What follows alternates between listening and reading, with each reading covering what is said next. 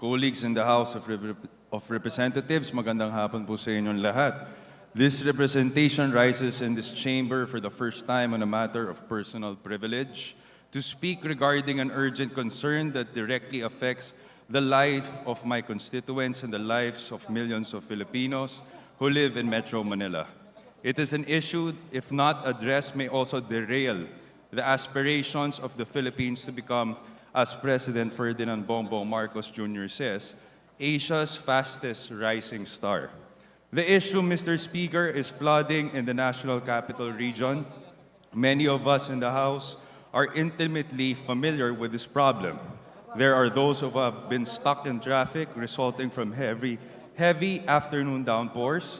The House has suspended work in the past because of widespread flooding in the metropolis. Many of us have had to cancel or postpone meetings in parts of Metro Manila following heavy rains because roads are impassable.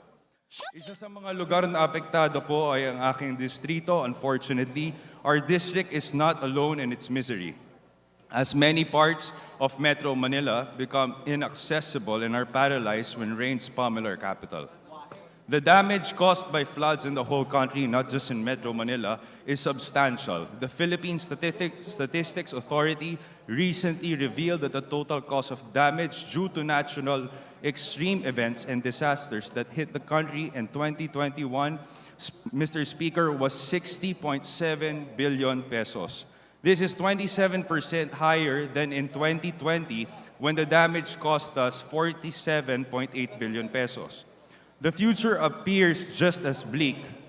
A report by global professional service company DGHD Economics, the economics of water risk and future resilience, points out that our country is ranked as 4th most affected country in the world for water-related disasters, with approximately 20 typhoons entering the country each year, often bringing torrential rain and flooding.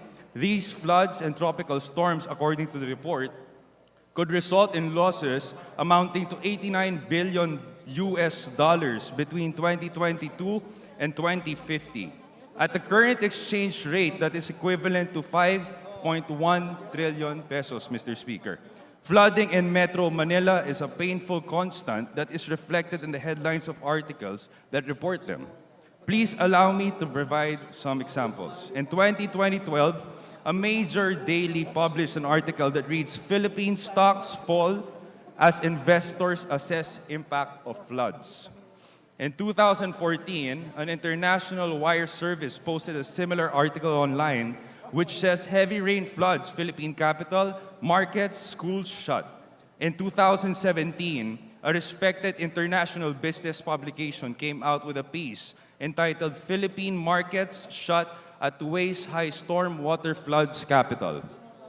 An editorial in a broadsheet in 2018 shouts, "Paralyzed by floods." In 2020, in the midst of COVID-19 pandemic, an international media outfit ran an article with this headline, "Manila Paralyzed After Typhoon Vamco Sweeps Across Philippines."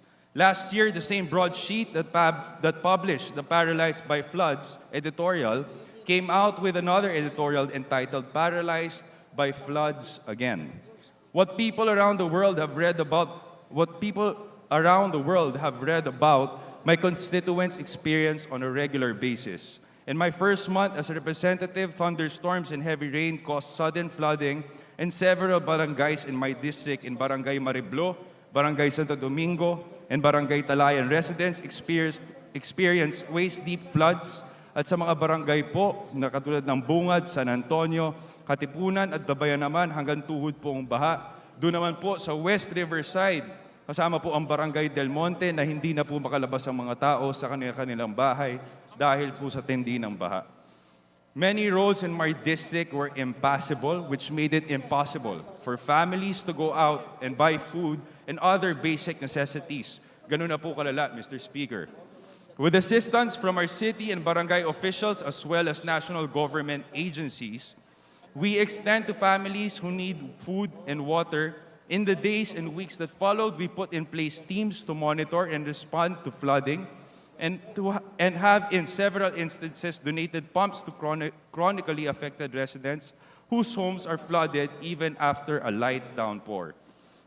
While I commend my officials in Quezon City for their assistance, especially the barangay captains in our district, these actions are stopgap measures at best and will not address the roots of our perennial flooding problem.